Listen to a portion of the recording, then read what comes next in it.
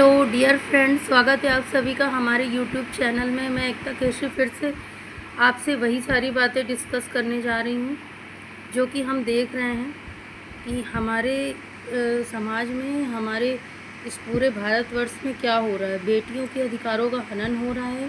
बेटियाँ सुरक्षित ब्याही जाती हैं पर वह अपने घरों में सुरक्षित नहीं है। वह या तो दहेज के उत्पीड़न का या किसी अन्य उत्पीड़न का शिकार हो रही। कितनी ने तो अपने जान से हाथ धो बैठा। अभी हम एक रिसेंट मामला देख रहे हैं कानपुर का, जहाँ पर जो लड़की वो दहेज के लिए प्रताड़ित की जाती है, फिर मार दी जाती है और उसका एक 4 से 5 साल का मासूम बच्चा भी है। उसके परिजन अब दर दर भटक रहे हैं, कानून से न्यायिक गुहार लगा रहे हैं कि मेरी बेटी को इंसाफ दिलवाओ।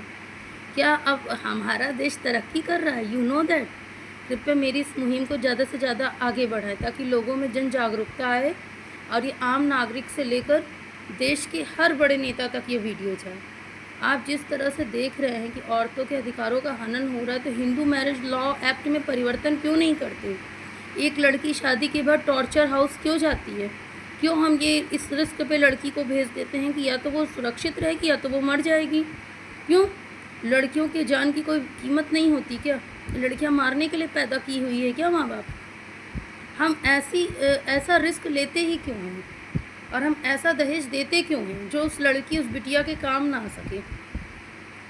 अब मेरी सरकार से गुजारिश है, कृपया करके आप ऐसे विवाह पर रोक लगाएं जिसमें वो लड़का सेल्फ डिपेंड नहीं है और लड़की को उसका अपना घर नहीं दे सकता। तो हिंदू मैरिज लॉ एक्ट में एक परिवर्तन होना चाहिए कि शादी के बाद लड़की अपने ससुराल नहीं जाएगी, वह अपने निजी घर, अपने पर्सनल होम जाएगी, जो लड़का और लड़की का एक घर होगा।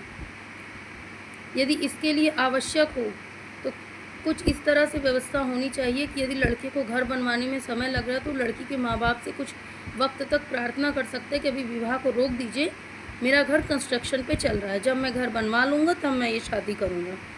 आफ्टर कंस्ट्रक्शन के बाद वह शादी करे और लड़की को अपने घर ले जाए। और वहाँ पर ना तो लड़की के माँ बाप की दखल अंदाजी, ना तो लड़के के माँ बाप की दखल अंदाजी चलेगी। वह लड़की अपने घर में रहेगी। यदि उसकी किसी रिश्तेदार का मन है कि तो वो 2 या 3 दिन वहाँ पर रुक सकता है। आपसी सहमति से वो 1-2 दिन ज़्यादा भी रुक सकता है। लड़की भी अपने घर आ सकती है या फिर अपने लॉ हाउस यदि वो चाहती है तो वो जा सकती है, कोई उसके ऊपर बाइंड नहीं है। इस तरह से हो सकता है।